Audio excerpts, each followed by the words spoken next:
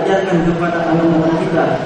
Sebagai referensi bisa kita temukan dalam kitab-kitab sirah seperti Rahiyatul Maktum yang sudah juga diterjemahkan dalam bahasa Indonesia, dan kitab-kitab sirah yang lain yang menjelaskan setiap tindak tanduk, perilaku, seluk-beluk kehidupan Rasulullah, bagaimana sikap beliau, bagaimana beliau bergaul dengan orang lain.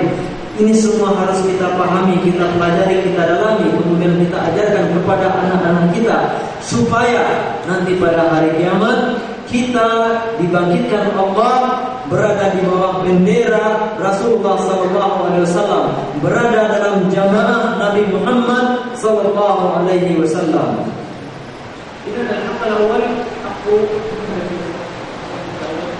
Jadi yang hak yang pertama apa tadi?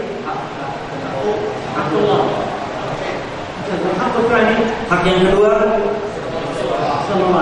الحق الثالث الآن هو حق المؤمنين وينقسم إلى أقسام. القسم الأول حق الوالدين. الوالدان لهما شأن عظيم في الإسلام. الله عز وجل قد ذكر حق الوالدين، قد قرنه الله عز وجل في كتابه وبين عبوديته سبحانه وتعالى. قال واعبدوا الله ولا تشركوا به شيئا وبالوالدين إحسانا. حقهما عظيم، جاءت الأحاديث والآيات في وجوب بر الوالدين وعدم عقوقهما. الوالدان لهما حقوق عظيمة في الإسلام، فمن كان من والديه أحياء يجب عليه أن يرضاهما وأن يعتني بهما، وهما باب من أبواب الجنة.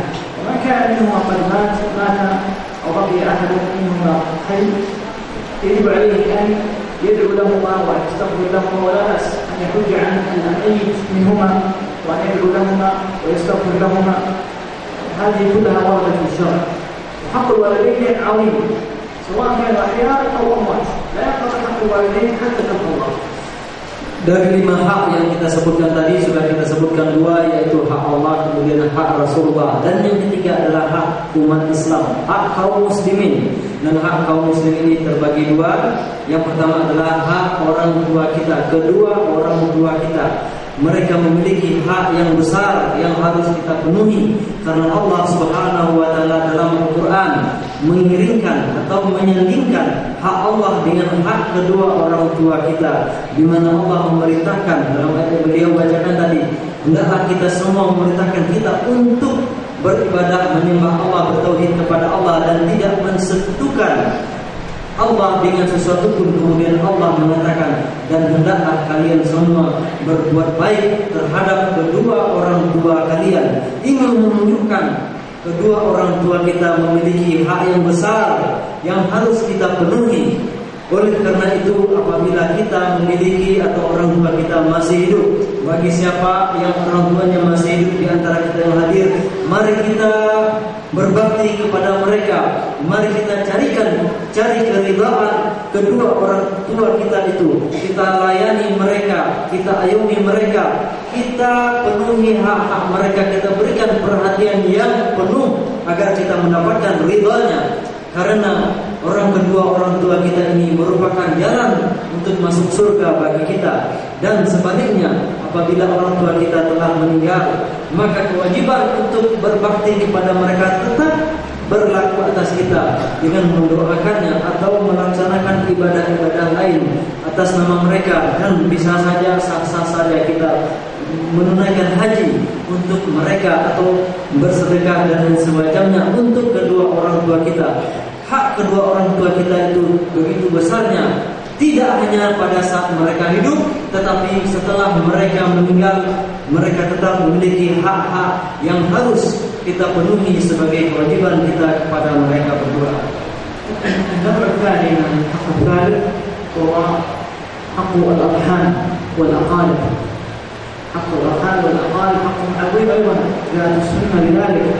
الرحم أمرها عظيم، معلقة في العرش، تقول للرحمن أنا ترضين أن أصل من أصلك وأقطع من أقطعني؟ قال نعم، أقول لك ذلك.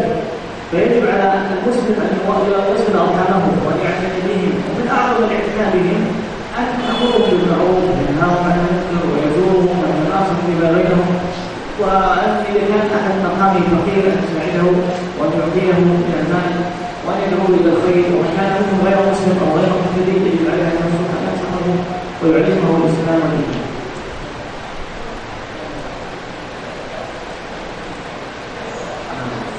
Hak umat Islam yang lainnya adalah hak karib kerabat kita. Selain hak kedua orang tua, berikutnya adalah hak sekarib kerabat kita. Maka kita juga berkewajiban untuk menjalin silaturahim dengan mereka, memperhatikan mereka semua. Bagaimana cara menjalin silaturahim kemudian memenuhi hak mereka apabila di antara karib kerabat kita itu ada yang masih berada dalam kesesatan atau melakukan banyak kekurangan maksiat, maka harus kita nasihati. Apabila mereka masih berada di luar daerah Islam, harus kita doakan supaya masuk Islam. Kemudian banyak-banyak kita kunjungi orang-orang atau siapa di antara mereka yang berada dalam kesusahan, kita bantu. Yang membutuhkan pertolongan kita tolong. Demikian cara-cara kita menjalin silaturahim dengan karib kerabat. أيضا الحق أو النوع الثالث من الحق وهو حق المؤمنين جميعا. حق المؤمنين جميعا، وحق المؤمنين عظيم أيضا. حقوق المؤمنين إذا مرض صاحبك أو نبيك أو المسلم أو أخاك المسلم أن تعود له، وإذا عطس أن تشمته، وإذا ألقى عليك السلام أن ترد عليه، وغيرها من الحقوق الكثيرة. حقوق المسلم على المسلم عظيمة، ومن أهمها وأجملها وأحسنها أن يكون الإنسان المسلم صاحب خلق مع إخوانه المسلمين، بالابتسامة الجميلة، بالتناصر، بالتراحم، بالتعاطف، لا يغضب على إخوانه المسلمين، لا يحمل في قلبه غل على إخوانه المسلمين. هذه من حقوق المسلمين وهي كثيرة جدا. Kemudian jenis ketiga dari hak sesama muslim adalah setelah hak kedua orang tua, karib kerabat, dan hak seluruh umat Islam yang lain. Dan mereka sesungguhnya juga memiliki hak yang besar yang harus kita tunaikan. Misalnya apabila di antara ikhwah kita umat Islam ada yang sakit, maka kita berkewajiban untuk menjenguknya atau untuk melezumnya. Apabila di antara mereka ada yang bersin kemudian membaca alhamdulillah, maka kita baca doa balasannya apa katanya, ya rahmatullah. Apabila mereka mengucapkan salam, maka harus kita jawab, itu adalah hak mereka, dan berbagai macam hak yang lainnya. Dan di antara hak terbesar atau kewajiban kita yang agung terhadap mereka adalah berakhlak baik, berakhlak mulia terhadap sesama muslim, memperlihatkan wajah yang berseri-seri, senyum, menyapanya dengan ramah, mendoakan mereka dengan doa-doa yang baik, kemudian menyingkirkan perasaan-perasaan tidak enak atau rasa-rasa dengki dan segala macam dari dalam hati kita terhadap saudara-saudara kita sesama muslim. Kemudian ini semua sehingga kita bisa memberikan nasihat yang baik kepada mereka. Ini semua termasuk hak sesama muslim. الحق الرابع ذكر الحق الأول والثاني والثالث، والرابع هو حق غير المسلمين.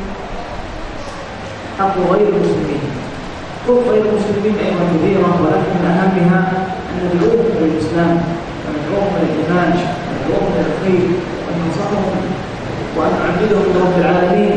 هؤلاء يجب عليهم حقوق علينا. هكذا كان الأنبياء حريصون على دعوة أقوامهم والصبر عليهم.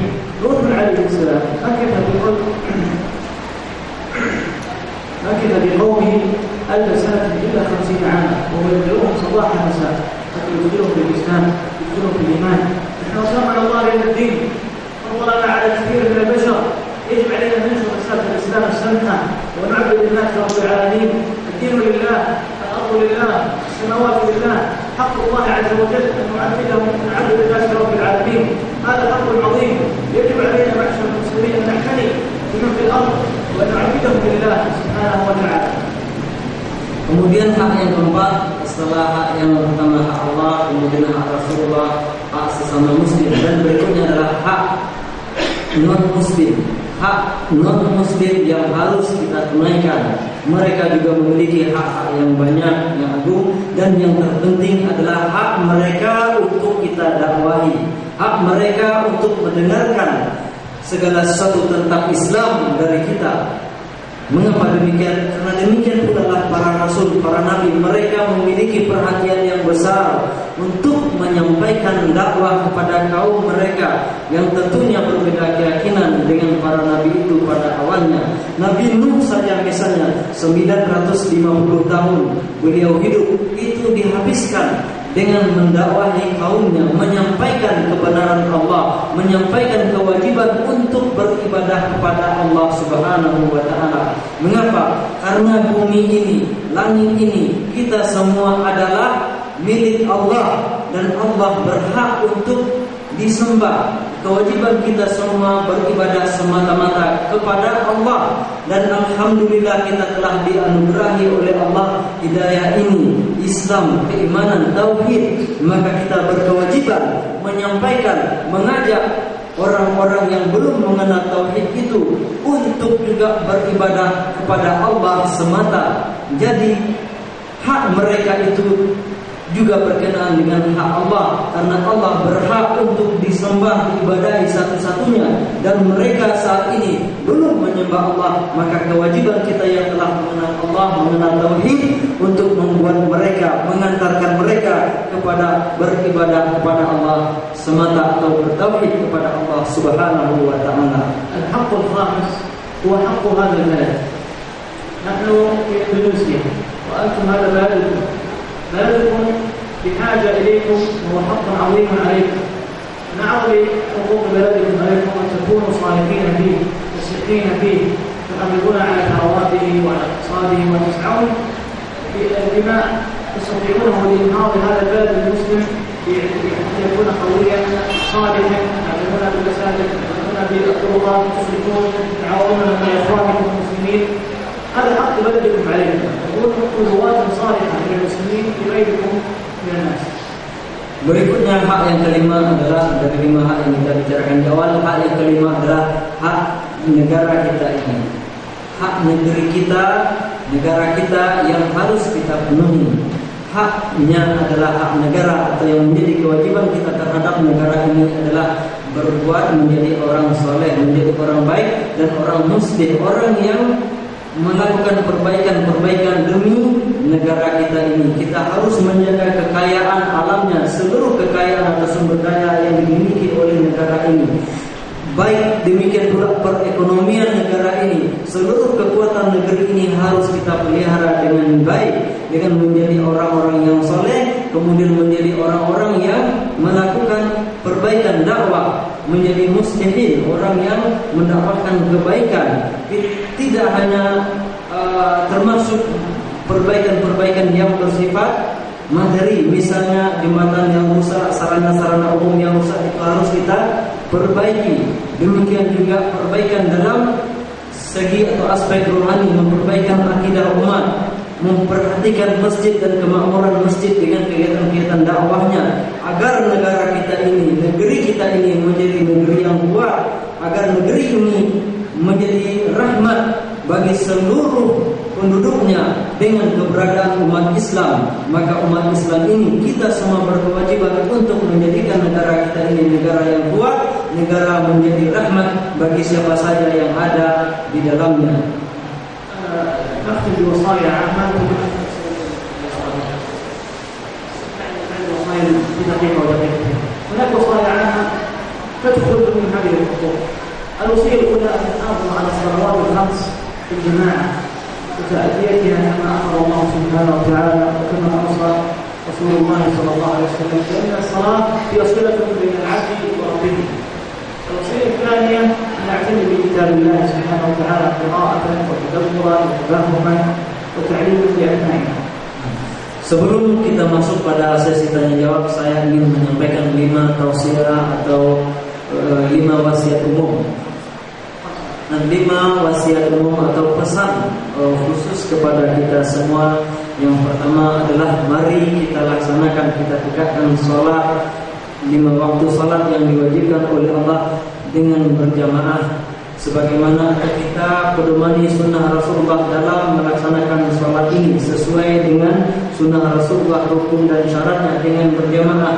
Karena sholat inilah yang menjadi penghubung kita kita dengan Allah Subhanahu wa taala. Kemudian yang kedua, mari kita memberikan perhatian yang khusus, perhatian yang besar terhadap tilawatil Quran, membaca Al-Quran.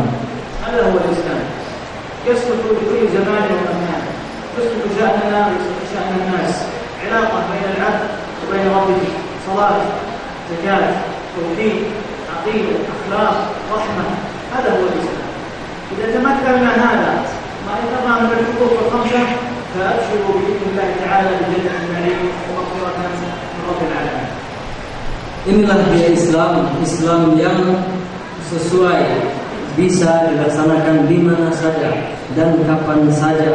Islam yang akan membawakan kebaikan dan menimbulkan membawa perbaikan bagi siapa saja dan di mana saja, kapan saja. Islam dengan seluruh ajarannya itu, salat, kemudian zakat, puasa dan semacamnya, inilah yang akan memberikan kebaikan. Inilah dia Islam. وصية أخرى للنساء سالت الحكم عليها. وصية أخرى للنساء الحكم عليها كما يدعون. وصيتي لأخواتي وبناتي النساء أن يتقين الله سبحانه وتعالى وأن يعتنين بطاعة الله عز وجل وأن يعتنين كذلك بتربية أبنائهم ويعتنين بحقوق أزواجهم. حقوق أزواجهم عليهم حقوق عظيمة ويجب عليهم أن يصبرن ويحتسبن الأجر وأن يتخيرن الرجال ولا يخالفن الرجال وأن يسعين بقدر المستطاع على الطاعة والحرص وليبشرن بجنات النعيم.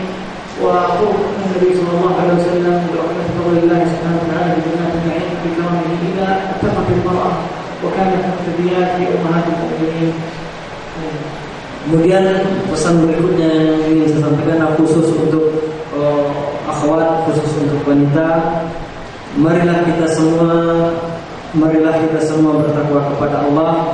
Kemudian jagalah diri kita semua, tunaikan hak-hak Allah, kemudian hak-hak anak kita. Mari kita didik anak-anak kita dengan baik dan sebaik mungkin supaya mereka juga menjadi umat yang kuat di kemudian hari. Dan mari pula kita memenuhi hak-hak suami-suami kita. Mari kita menjalankan kewajiban kita terhadap untuk mematuhi para suami. Mari kita bersabar menyikapi segala kekurangan atau hal-hal yang tidak menyenangkan yang terdapat pada suami kita. Kita lakukan itu semua dengan semata-mata keikhlasan, mengharapkan ridha dan pahala semata dari Allah, sehingga kita kelak mendapat rahmat dari Allah, mendapat apa yang dijanjikan oleh Allah dan Rasulnya, masuk surga yang telah dijanjikan oleh Allah. Alhamdulillah.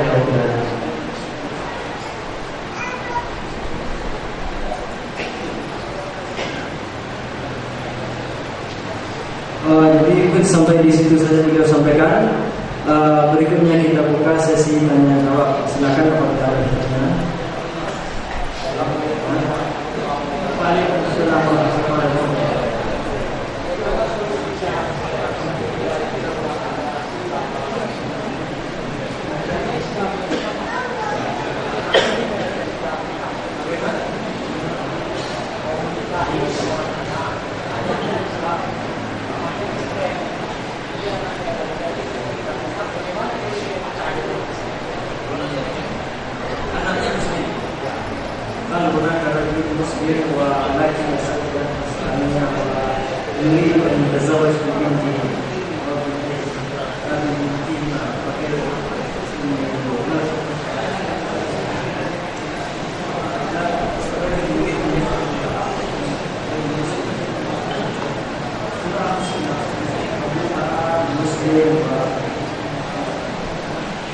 Enggak ada masalah.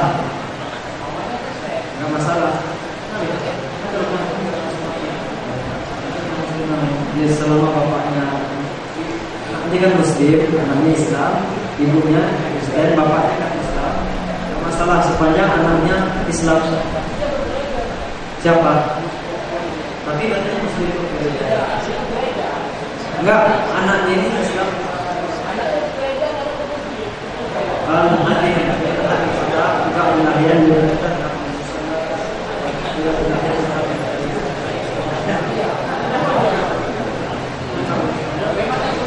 Dia tidak masalah karena menikahi wanita Nasrani itu kan halal. من أهل الكتاب حقيقة، لأن كثير من النصارى في هذا الوقت ليسوا من أهل الكتاب، بل هم ملاحدة لا يعرفون الكتاب. Jadi karena kan dalam Islam sendiri boleh menikahi benda ahli kitab, tapi yang betul-betul taat agamanya ini bukan, karena banyak juga orang Nasrani pada saat hari ini mereka tak pernah ke gereja, tak mengenal agama sama sekali. Jadi yang betul-betul taat beragama, inilah sebutnya ahli kitab tadi. Jadi tidak masalah apapun ya. Tuhan.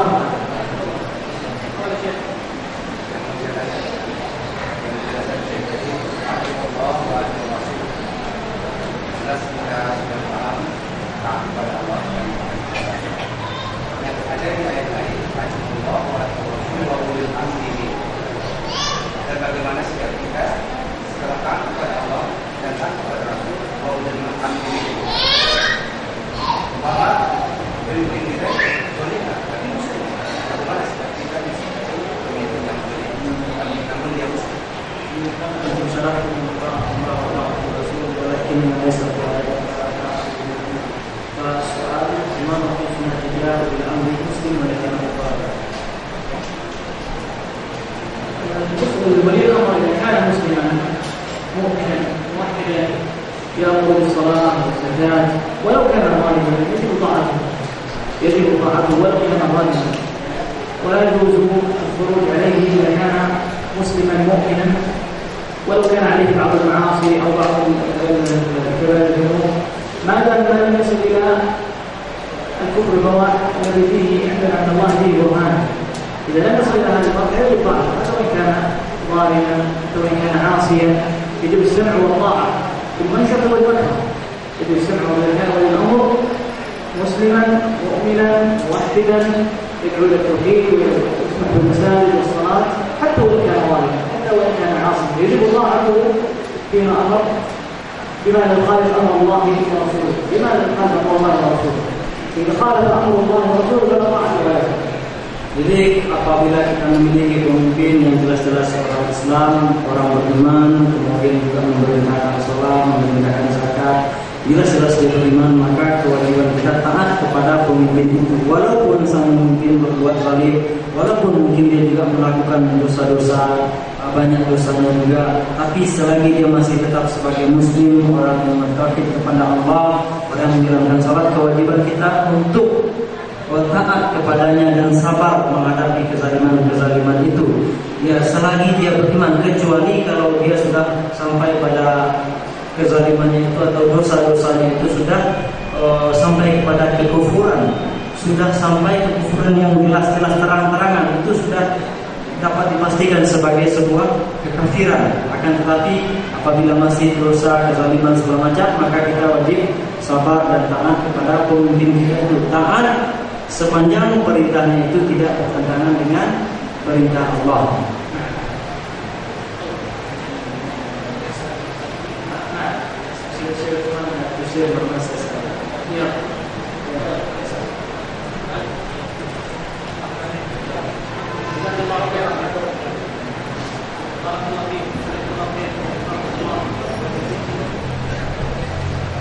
Soal tempat baik akidah السائل يقول هل هناك فرق بين العقيدة؟ لا يوجد هناك فرق بين العقيدة والتوحيد في المسمى العام، فمن مسميات العقيدة تسمى العقيدة والتوحيد، تسمى أصول الإيمان، تسمى أصول الديانة، وتسمى الشريعة.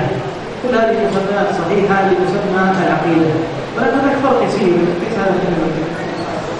العقيدة عن التوحيد خاص ببعض الكتاب. Jadi secara umum sebenarnya sama saja tauhid dengan akidah, karena ada beberapa nama yang juga sering disamakan, tauhid, akidah, kemudian usul iman, usul din, syariat, itu secara umum maknanya sama, akan tapi secara spesifik memang ada sedikit bedanya antara tauhid dan akidah. Karena tauhid lebih mengurus kepada persoalan-persoalan tertentu dan barangkali tidak, ini akan agak panjang untuk penjelasannya.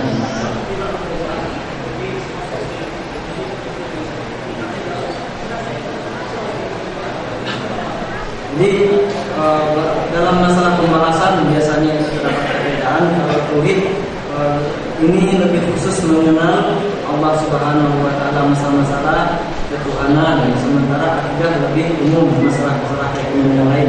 Namun secara umum itu sama saja, hanya saja cakupan pembahasannya lebih sempit.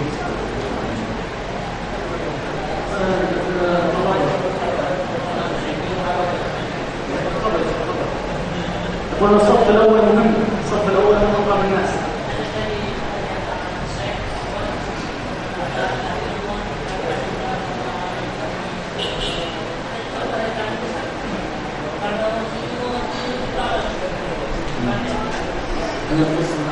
أن الله خلق الشمس وخلق الكون كله من أجل ذلك من خلق كل شيء من أجل. لا، هذا غير صحيح. النبي صلى الله عليه وسلم له مكانته في الإسلام عظيمة، لا شك بذلك، محمد صلى الله عليه وسلم، لكن الخلق كله وإيجاد الخلق ليس الذي يمكنه. الخلق كله وجد من أجل أن تعبد الله وحده لا شريك له. والأنبياء اصطفاء الله عز وجل، اصطفى خير الناس هم أنبياؤه، وأعظم خير أنبيائه هو محمد صلى الله عليه وسلم. لكن الله ما خلق السماوات والأرض ولا خلق الشمس. في نص الآية يعني نحن أهل السنة والجماعة نتقيد بما قال الله ورسوله. ماذا يقول الله؟ وما خلقت الجن والإنس إلا ليعبدون. آية صريحة جدا. يعني لماذا لا ندخل نحب الرسول صلى الله عليه وسلم؟ ما نشك الذي لا يحب الرسول ليس بمؤمن، ليس بمؤمن، ونحن نفتيه بأنفسنا وأموالنا وأهلينا، لكن لا نعطيه فوق مكانته التي نزلها الله إليه كما فعلت النصارى بعيسى ابن مريم. Jadi tadi pertanyaannya biar terdengar kita semua. Tadi diterangkan bahwa Allah Subhanahu wa taala menciptakan makhluk ini semua untuk la ilaha illallah. Kemudian ada juga pendapat mengatakan ini semua diciptakan karena Nabi Muhammad SAW. Betulkah demikian? Kata beliau ini tidak benar. Tidak benar ciptaan Allah menciptakan alam dengan segala isinya demi Nabi Muhammad SAW tidak benar, tetapi karena la ilaha illallah kita betul mencintai Rasulullah SAW, kita beriman kepada Rasulullah SAW. Namun Allah memilih beliau untuk menyampaikan risalah. Adapun kita menetapkan kenapa kita katakan untuk la ilaha illallah ini berdasarkan ayat-ayat Al-Quran. Kita Ahlussunnah wal Jamaah senantiasa berpegang dengan nas Al-Quran karena Allah mengatakan tadi wa ma khalaqtul jinna wal insa illa liya'budun. Tidaklah aku ciptakan jin dan manusia, Allah tegaskan, kecuali untuk beribadah kepadaku, bertauhid kepadaku, yaitu dengan la ilaha illallah. Jadi bukan berarti kita tidak mencintai Rasulullah. Bahkan orang yang tidak mencintai Rasulullah berarti tidak beriman. Kita semua cinta kepada Rasulullah. Bahkan kita bersedia mengorbankan jiwa raga kita demi Nabi Muhammad SAW. Namun tidak berarti kita menempatkan beliau berlebihan atau di luar apa yang telah ditegaskan Allah dalam ayat-ayat Al-Quran. قبل وفاته بأبي هو وأمي ونفسي عليه الصلاة والسلام قال لا تطروني كما أطرت النصارى عيسى بن مريم إنما أنا عبد فقولوا عبد الله ورسوله. هذا نبينا صلى الله عليه وسلم نحن نحبه ولا يكتمل إيمان العبد حتى يكون محبة للنبي صلى الله عليه وسلم أعظم من محبته لنفسه وكل الناس، لكن لا نعطيه فوق منزل لا ينزله الله. Dan Rasulullah SAW sendiri wasiat beliau menjelang meninggal. Salah satu wasiat terpenting Rasulullah sebelum beliau meninggal adalah jangan kalian agung-agungkan saya secara berlebih-lebihan sebagaimana yang dilakukan oleh orang-orang Nasrani terhadap Isa alaihissalam. Pesan beliau Rasulullah SAW orang yang kita cintai dan melebihi kecintaan kita terhadap diri sendiri maupun segala sesuatunya atau melebihi orang-orang lain. Kita lebih mencintai beliau dan tidak sempurna iman kita kalau kita tidak demikian. Namun beliau sendiri yang berpesan jangan berlebih-lebihan. Beliau bahkan mengatakan saya ini hanyalah hamba Allah